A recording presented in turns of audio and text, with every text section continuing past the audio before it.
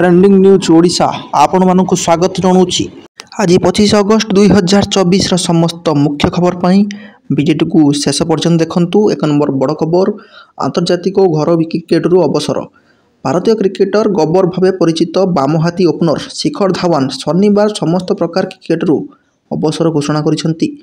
धवन सामाजिक गणमाध्यम एक्स घरोई और अंतर्जातीय क्रिकेटरू अवसर नहीं सूचना देइछंती। एसहित धवन 14 वर्षर क्रिकेट यात्रा पूर्णछेद पड़ी। अवसर घोषणा करने अवसर में धवन भावप्रवण पोस्ट करथिबा देखिबाकू मिली। धवन कहते जे वर्तमान जदि मु पछकू चाहिबी तेबे अनेक स्मृति देखा जाए एवं जेतेबेले मु आगकू देखे सेतेबेले मु समग्र विश्व को देखे एवं अंतर्जातीय क्रिकेटरू अवसर नेबार उपयुक्त समय बोली धवन कहते। प्रवर्ती मुख्य खबर, 25 वर्ष चाकरी करथिले 50% पेंशन।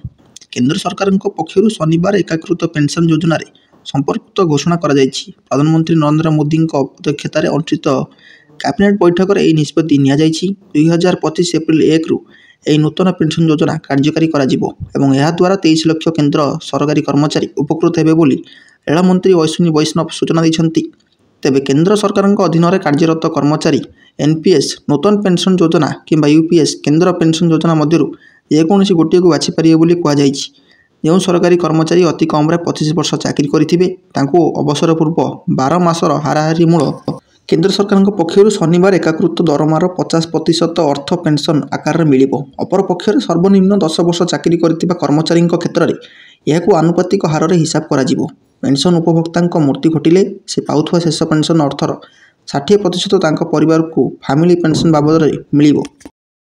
परवर्ती मुख्य खबर, पिपिली रे 1000 कुकुड़ा मरागला। Bird flu. पिपिली रे बार्ड फ्लू आतंक देखा देइछि। फुलर खरास्थित प्राणी संपद रोग अनुसंधान केन्द्र एडीआरआई विशेषज्ञ माने गत 17 तारिख में पिपिली ब्लॉक अंतर्गत 23पुर पंचायत रे आबलपुर अंचल थिबा फार्म को कुकुड़ा मल लाल और रक्त नमूना संग्रह करी परीक्षा पाई भेलरा स्थित परीक्षागार को पठाइथिले।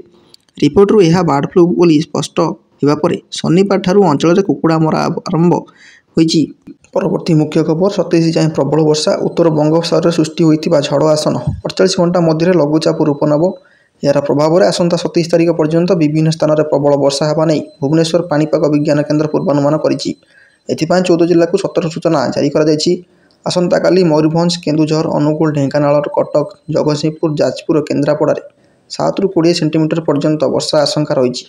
से बालेश्वर, भद्रक, पुरी, खोर्धा, नयागढ़, कंधमाल, बलांगीर, नुआपड़ा, कोरापुट, मालकानगिरी, नवरंगपुर, बौद्ध, देवगढ़, बरगढ़, सोनपुर, सुंदरगढ़, झारसुगुड़ा और संबलपुर में 7 ରୁ 11 सेंटीमीटर परिमाणर वर्षा आशंका थिबारु येलो वार्निंग जारी करा जायछि। परवर्ती मुख्य खबर, मुख्य अभियुक्त और अन्य 6 जनकर पॉलीग्राफ टेस्ट। कोलकाता डाक्तर दुष्कर्म और हत्या घटना मामला रे आज मुख्य अभियुक्त संजय राय और अन्य 6 जनकर पॉलीग्राफ टेस्ट आरंभ होइछि।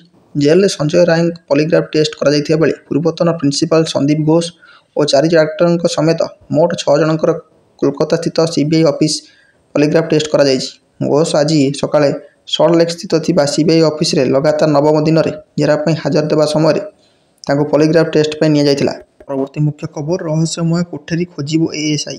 श्रीमंदिर रत्नभंडारू अलंकार सह खाली सिंधुक और आलमारी स्थानांतर पर गुप्त सुड़ंग कोठरी आदि अनुधान करा जिवो।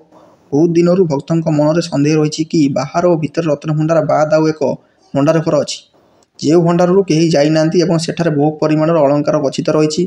यही सन्देह दूर पाई गुप्त सुड़ंग और कोठरी खोजापी रत्नभंडार जीपीआर सर्वे करा जिवो। श्रीमंदिर के मुख्य प्रशासक डॉक्टर अरविंद पाड़ी एनई भारतीय प्रत्नतत्व सर्वेक्षण संस्था एएसआई महानिदेशक को चिठी लिखिंट। परवर्ती मुख्य खबर, पुणे हेलिकप्टर दुर्घटना बर्तीगले 4। महाराष्ट्र पुणे आज प्रबल वर्षा और खराब पाग एक हेलिकप्टर दुर्घटना समय हेलिकप्टर 4 जन लोक थे किंतु समस्त अल्प बर्ती जाइछंती।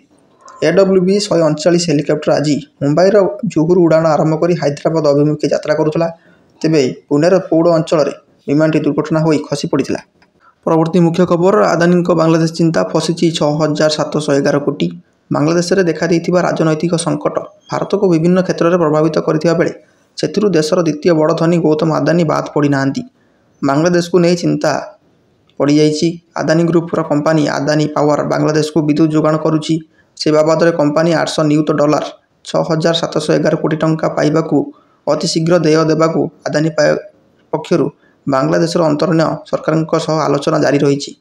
आंदोलन हिंसात्मक रूप धारण करिया परे पूर्वतन प्रधानमंत्री शेख हसीना देशरू पलायन करथिबा बेले नोबेल पुरस्कार विजेता मोहम्मद यूनुसଙ୍କ नेतृत्व सेठार अंतरीण सरकार गठन होईछि। तेणु अदानी पावर को बकेया देय मिलिबा प्रभावित होई पारे बोली आशंका प्रकाश पाइछि। एभली स्थिति उपजिले अदानी पावर बांग्लादेश को विद्युत जोगाण बंद करिपारे। परवर्ती मुख्य खबर प्रथम पुनः व्यवहार योग्य हाइब्रिड रॉकेट उत्क्षेपण। भारत शनिवार निजर प्रथम पुनः व्यवहार योग्य हाइब्रिड रॉकेट को सफलतार सह उत्क्षेपण करिछि। 9 निकटस्थ ईस्ट कोर्ट रोड स्थित मारिना बेलाभूमि निकटरे थिबा एक पड़ियारे यार उत्क्षेपण करा जायछि। यह विश्वतापन और जलवायु परिवर्तन उपर गवेषणा करिया पई उद्दिष्ट मिशन रूमी 2024 सफल उत्क्षेपण पछरे तमिलनाडुर स्टार्टअप स्पेन जोन इंडिया थिबा जणा पड़िछि। परवर्ती मुख्य खबर 2026 सुधा नक्सल मूलपोछ हेब शाह। केंद्र गृहमंत्री अमित शाह आज कहिसेंति नक्सलवाद गणतांत्रिक व्यवस्था प्रति बड़ चैलेंज एवं यह संपूर्ण मूलपोछ हेबा समय पहुंची। शाह कहिसेंति 2026 मार्च सुधा नक्सलवाद देशरू मूलपोछ हेब।